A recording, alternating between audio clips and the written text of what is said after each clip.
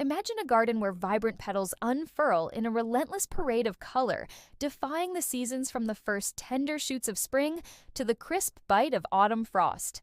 But shockingly, many of these timeless blooms are fading from our landscapes, victims of modern shortcuts and fleeting trends.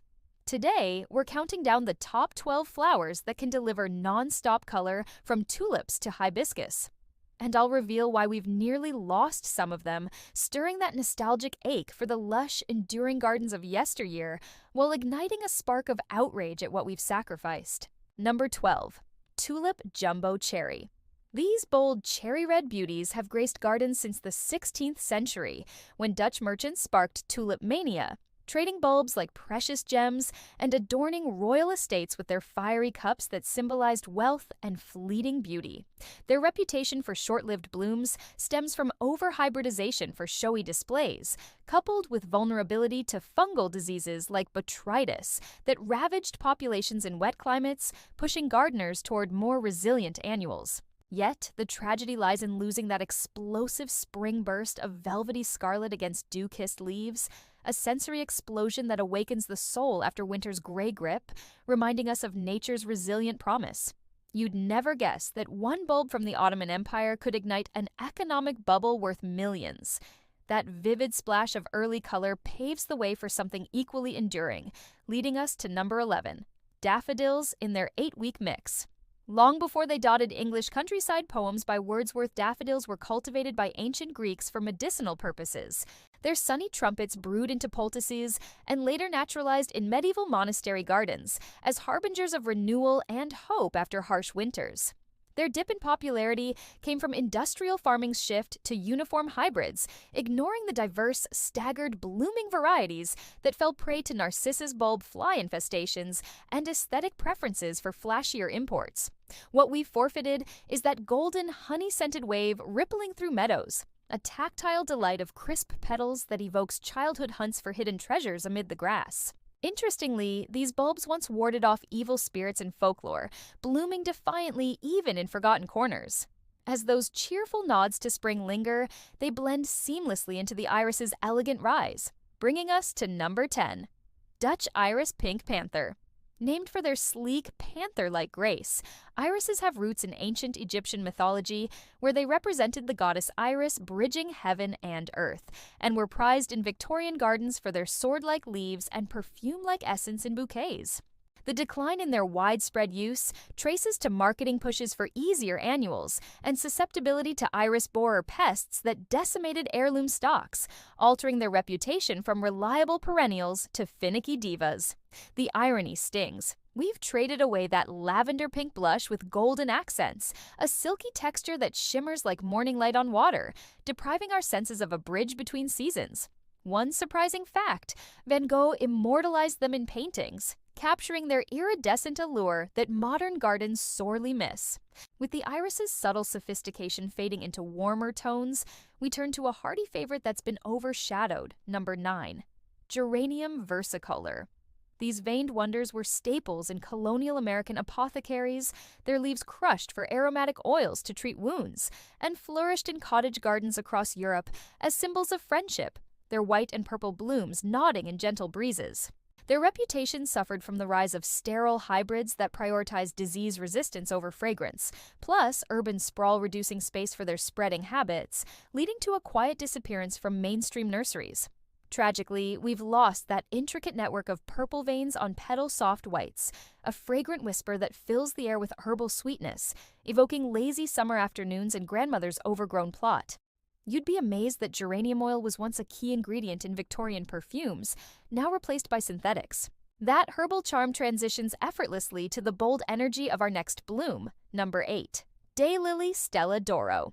Originating from Asia, daylilies were revered in Chinese medicine for their edible buds, symbolizing motherhood, and made their way to Western gardens in the 19th century as low-maintenance borders that lit up estates with their trumpet-shaped flares.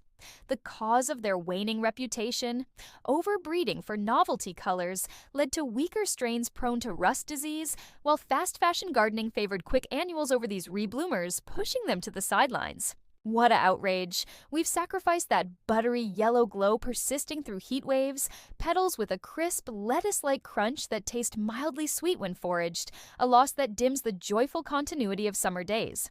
Fun fact: each flower lasts just a day, but the plant churns out hundreds, fooling us into eternal bloom. Building on that sunny persistence, we arrive at a cluster that's been unjustly overlooked. Number 7. Phlox alexandra.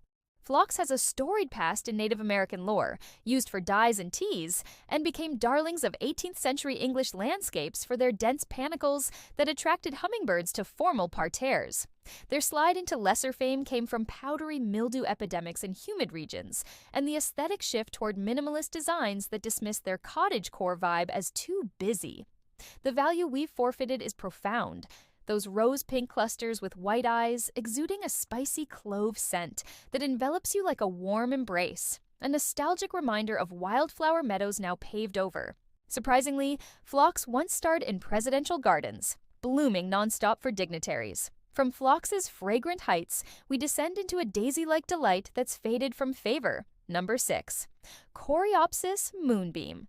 Known as tick seed for their seed shape, Coreopsis were wild prairie staples for indigenous tribes weaving baskets from stems, and gained popularity in early 20th century American wildflower movements for their drought tolerance.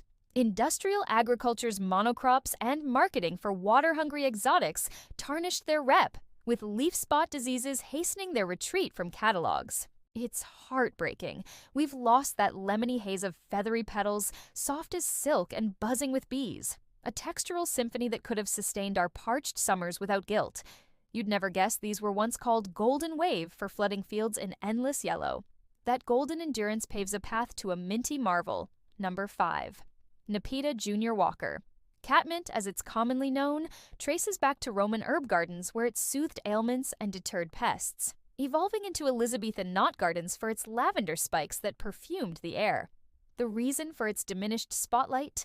Invasive cousins gave the family a bad name, and modern minimalism shunned its sprawling growth amid chemical-heavy lawn trends. What outrage to have abandoned those blue lavender wands, velvety leaves releasing a minty burst when brushed. A sensory haven for cats and humans alike that's vanished from our daily delights. Anecdote: Shakespeare referenced it in plays, where it symbolized playful mischief. As Nepeta's cool tones warm up, they ignite the fiery drama of number 4, red-hot poker uvaria. Native to South African grasslands, these torch lilies were introduced to European botanic gardens in the 1700s by explorers, used in tribal rituals for their flame-like spikes symbolizing vitality. Their reputation faltered due to climate mismatches in cooler zones causing rot, plus aesthetic biases against exotic looks in favor of native purism. The tragedy cuts deep, losing those red-orange flares with yellow hearts, sturdy stems that sway like torches in the wind, a visual heat that could have kept our gardens alive through fall's chill. Interestingly, they once lit up Kew gardens, attracting exotic birds now rare in our backyards. Those bold spikes herald the starry arrival of number 3, Aster Marie Ballard. Asters, meaning star in Greek, adorned ancient altars for their daisy rays and thrived in 19th century American perennial borders as late-season saviors drawing monarch butterflies. Laws promoting native-only planting and vulnerability to aster yellow's disease from leafhoppers eroded their presence, shifting tastes to earlier bloomers. We've tragically dimmed that violet-blue constellation, fluffy doubles with a powdery softness and faint honey aroma, a loss that leaves autumn skies feeling emptier. You'd be shocked that asters inspired Van Gogh's Starry Nights, their blooms mimicking celestial wonders. Winding down from aster's twilight glow, we ground in a succulent standby, number 2, Sedum Autumn Joy.